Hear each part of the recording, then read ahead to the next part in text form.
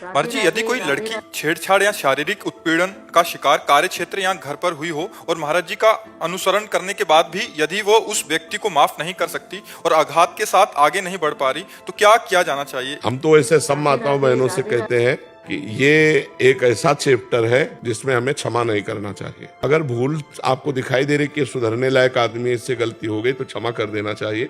वो आंखों से दिखाई देता है। अगर ये पता चले कि चाहे वो पिता हो, चाहे वो रिश्तेदार हो, चाहे वो टीचर हो, चाहे वो कोई भी हो, चाहे हम कहीं नौकरी करते हो वो व्यक्ति हो, यदि ऐसा हमें बार बार प्रताड़ित किया जाता है तो हमें रिपोर्ट कर देनी चाहिए और हमें सरकारी सहयोग लेकर उसे दंडित करना चाहिए। आदमी का हुलिया, आदमी का रंग जो छेड़ रहा है 1 मिनट में, अगर वो साइकिल में है तो उसकी साइकिल मोटरसाइकिल है तो उसका नंबर बहुत प्रवीण होना चाहिए, 1 सेकेंड में पूरे दिमाग में नोट करना चाहिए। अगर ऐसी जगह फंस चुकी है कि अब एक्शन लेने से काम नहीं चलेगा तो विनय से काम ले लें, किसी चतुराई से काम ले लें कि हम किसी तरह हाथ जोड़कर पैर जोड़कर अपने को बचा पाए, फिर इसके बाद एक्शन ले लेंगे।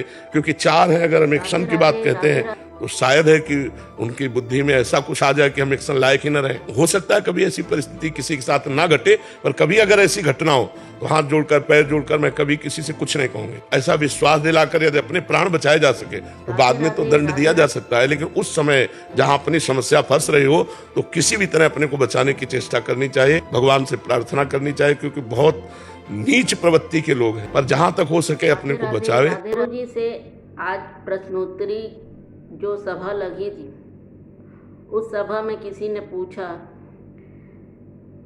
कि मुझ पर जो है या किसी लड़की पर या किसी भी महिला पर छेड़छाड़ अगर कोई लड़का करता है या गलत कृत्य करने की कोशिश करता है या कर चुका है और मैं उस इंसान को जो है माफ़ नहीं कर पा रही हूँ और कभी माफ़ कर भी नहीं पाऊँगी, तो ऐसे में मुझे क्या करना चाहिए।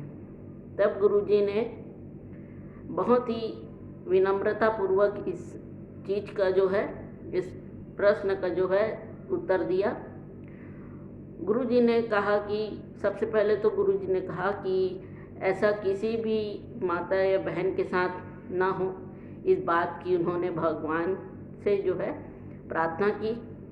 उसके बाद गुरुजी ने कहा कि अगर ऐसी परिस्थिति में आप फंस गए हों या ऐसी कोई जगह में आप फंस चुके हों तो उस समय तो आप जो है कैसे भी करके कुछ भी करके अपने आप को बचाइए।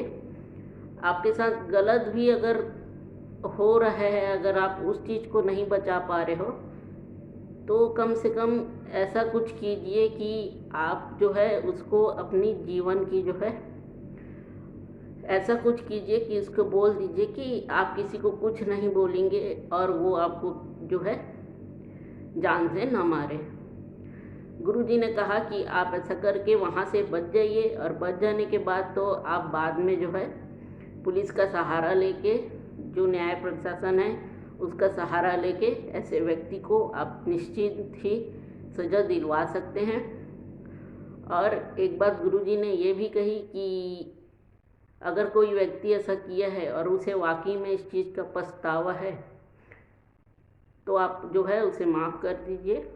और अगर ऐसे व्यक्ति है जिसके चेहरे में ही दिख जाता है कि वो उसी प्रकार का ही इंसान है तो आप उसे किसी भी तरीके से माफ़ न करें, उसे बिल्कुल सज़ा दिलवाइए। तो ये सारी बातें जो है गुरुजी ने आज की इस प्रश्न का जो है उत्तर दिया हम सभी को, और सभी बहन से और महिलाओं से यही निवेदन किया है कि आप जो है अपनी सेफ्टी का बिल्कुल ध्यान दीजिए। कहीं भी आना जाना हो तो टाइम से आइए, टाइम से जाइए, क्योंकि आजकल का माहौल बहुत ज़्यादा ही ख़राब है। कहीं भी अकेले आना जाना गलत हो जाता है। वैसे जाना भी एक प्रकार का मजबूरी होता है, लेकिन थोड़ा अपने आप में ध्यान दीजिए ताकि कोई आपका कुछ भी गलत ना कर पाए। तो आज के उत्तर का गुरुजी ने बहुत ही विनम्रतापूर्वक जो है उत्तर दिया है। हम सभी बहनों और जो हमारी महिलाएं माताएं हैं उनसे हम जो है निवेदन करते हैं कि आप ऐसे अगर सुनसान रास्ते से आपका आना जाना हो या काम से जाना ज़रूरी हो तो आप अपने साथ जो है ज़रूरी सामान एक दो रख लीजिए ताकि आपकी सेफ्टी जो है बनी रहे। तो आज की कथा यहीं तक रही। कल आप सबसे फिर से एक नए वीडियो के साथ मुलाकात होगी। तब तक के लिए आप सभी को हमारी ओर से राधे राधे।